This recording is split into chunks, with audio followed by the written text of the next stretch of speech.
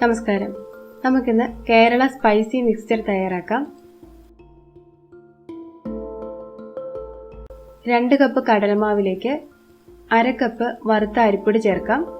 ഇതിലേക്ക് 1 table spoon മുളക് പൊടി, 1/2 ടീസ്പൂൺ കായം, 1 ടീസ്പൂൺ ഉപ്പ് ഇത്രയും ചേർത്ത് നന്നായിട്ടൊന്ന് മിക്സ് ചെയ്ത് ഇതിൽ നിന്നും ഏകദേശം 1/4 കപ്പ് പൊടി ബൂന്തി തയ്യാറാക്കാനായി മാറ്റിവെക്കാം. ബാക്കിയുള്ള പൊടിയിലേക്ക് 2 ടേബിൾ സ്പൂൺ എണ്ണയും പാകത്തിന് വെള്ളവും ചേർത്ത് ചപ്പാത്തിക്ക് കുഴയ്ക്കുന്ന പോലെ കുഴച്ച് മാവ് തയ്യാറാക്കി എടുക്കാം.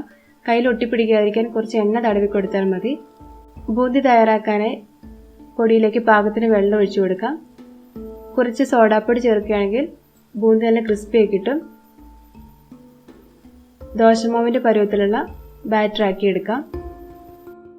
മറ്റു ചേരുവകളായി വേണ്ടത് 1/4 കപ്പ് പൊട്ടുകടല, 1/4 കപ്പ് കപ്പലണ്ടി ഡ്രൈ റോസ്റ്റ് ചെയ്തത്, വെളുത്തുള്ളി ചതച്ചത് ഏകദേശം 1 ടീസ്പൂൺ, 4-5 തണ്ട് കറിവേപ്പില. സേവനാഴിയിലേക്ക് കുഴച്ചു വെച്ച മാവ് നിറയ്ക്കാം. എണ്ണ നന്നായി ചൂടായി കഴിയുമ്പോൾ ഇതിലേക്ക് പ്രസ് ചെയ്യാം. തീ മീഡിയം ഫ്ലെയിമിലായിരിക്കാൻ ശ്രദ്ധിക്കണം. ഇത് പെട്ടെന്ന് ഫ്രൈ ആയി കിട്ടും. ഏകദേശം 30 സെക്കൻഡ് കൊണ്ട് ഒരു വശം റെഡിയായി കിട്ടും. കൂടുതലായിട്ട് ഫ്രൈ ചെയ്തതിൽ ടേസ്റ്റ് മാറിപ്പോവും. ഇനി ഇത് മറിച്ചിടാം. ഈ വശവും 30 സെക്കൻഡ് കൂടി ഫ്രൈ ചെയ്തെടുക്കാം. ഇനി ഇത് കോരി മാറ്റാം. ഇതുപോലെ ബാക്കി മാവ് കൊണ്ടും സേവ് തയ്യാറാക്കിയെടുക്കാം. ഇനി ബൂന്തി തയ്യാറാക്കാം. നല്ല ക്രിസ്പിയായി കിട്ടുന്നവരെ ഫ്രൈ ചെയ്യണം. ഇനി ഇത് കോരി മാറ്റാം. ഇനി കപ്പലണ്ടി ഫ്രൈ ചെയ്യാം.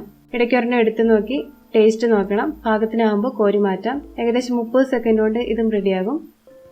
ഇനി പൊട്ടുകടല ഫ്രൈ ചെയ്യാം. ഇതും വേഗം തന്നെ റെഡിയാക്കി കിട്ടും. കൂടുതലായിട്ട് ഫ്രൈ ചെയ്യരുത്.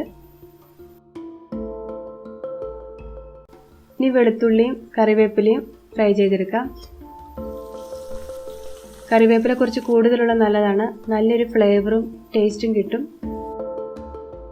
എല്ലാം ഫ്രൈ ചെയ്തെടുത്ത ശേഷം സേവ് സാവധാനം കൈകൊണ്ട് പൊടിച്ചെടുക്കാം. ഇനി വേറൊരു ബൗളിലേക്ക് വറുത്തെടുത്ത എല്ലാ ചേരുവകളും ഒരുമിച്ചാക്കാം. ഇതിലേക്കൊരു ടേസ്റ്റിന് കുറച്ച് മുളക് പൊടിയും കായവും കൂടി ചേർത്ത് വീണ്ടും ഒന്നുകൂടി മിക്സ് ചെയ്തെടുക്കാം. ഇങ്ങനെ നല്ല എണ്ണ ഉപയോഗിച്ച് വളരെ ഹെൽത്തിയായ രീതിയിൽ നമ്മുടെ വീട്ടിൽ തന്നെ മിക്സ്ചർ തയ്യാറാക്കി എടുക്കാം. നന്നായിട്ട് തണുത്ത് കഴിയുമ്പോൾ ഈർപ്പില്ലാത്ത ഒരു പാത്രത്തിലാക്കി സൂക്ഷിക്കാം. Thank you.